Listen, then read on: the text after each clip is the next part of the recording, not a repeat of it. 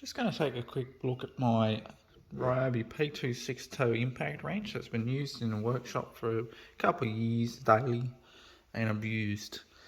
This impact wrench works fine, absolutely flawless. Well, it's not flawless. The only fault I have with it is those lights. I suspect there's a loose connection inside because when you're impacting something quite tight and the whole thing is vibrating, these do flicker. But I don't use the lights anyway. I always have a light on the car where I'm working anyway. It does have a lot of wear from abuse. It is a tool, so it gets the job done. You don't really look after them, in my opinion. As you can see, there's a little bit of grease starting coming out of the head, but it's not affecting the use yet. It probably will in a couple of years' time. The rubber over moulding's held up quite nice, even with all the brake cleaner and brake fluid and oil and shit that gets all over them. This thing, other guys in the workshop have snap-on impact wrenches and Milwaukee. There's a few other brands there too, SP, and a lot of them have air guns, but there's two that have a snap-on and a Milwaukee high torque. They're older ones. But this one, they will go for this if they have a bolt that they can't get out, and it will do it.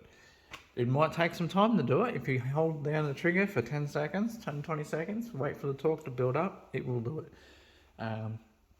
Particularly with the 9 amp hour battery. It will not do it without it, but if you have the 9 amp hour battery, it will do it. Yes, it makes it quite big because you've got a massive battery on it. But also extends your runtime. I only charge this, it depends on what jobs you're doing obviously, but maybe once a week, if that. If I want a big job, then it changes it. Do a lot of suspension work or head bolts or whatever. The only other fault I have with it, as you just noticed then, there is a lot of movement now in the battery. It has been dropped many times, probably not uncommon for it to be dropped twice a day. Because if you're undoing something on a car, you only got two hands.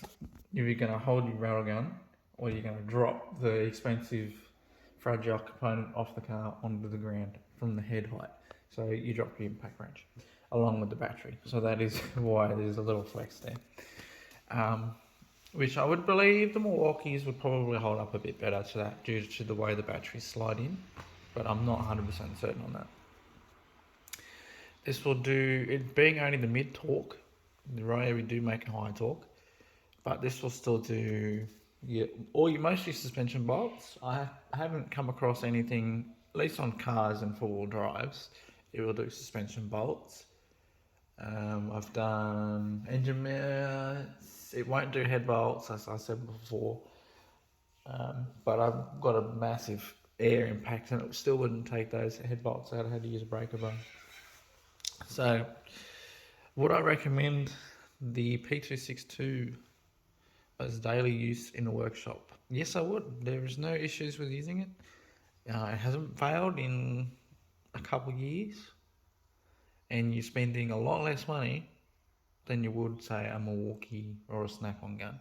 I know people that spend $1,000 on a snap-on impact. Doesn't really perform any better. And this is the mid-torque. The high torque would be the thing to go for. If this fails, I will buy a high torque. But we'll wait for that to happen. Anyway, so yeah, I would recommend using it. There's no issues at all. Yeah.